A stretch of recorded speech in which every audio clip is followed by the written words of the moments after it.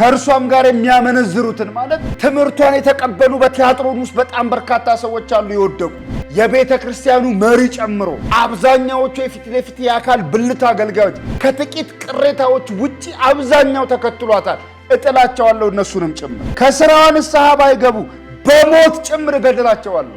ምንም ጥያቄ የለውም። እገላቸዋለሁ፣ አስወግዳቸዋለሁ በሞት።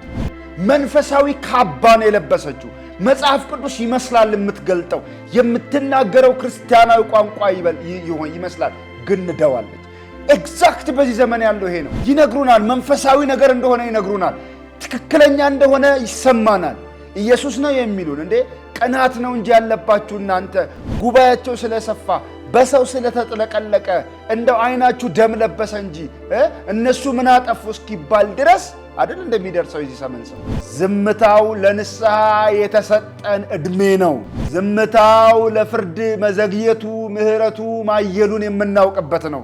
መንፈሳዊ ሴሰኝነት ውስጥ ያልገባሉ ጥቂት የቲያትሮን ቅሬታዎች ያንን የሐሰተኛዋን ነብይ ድምፅ ያልሰሙ አሉ፣ አሁንም አሉ።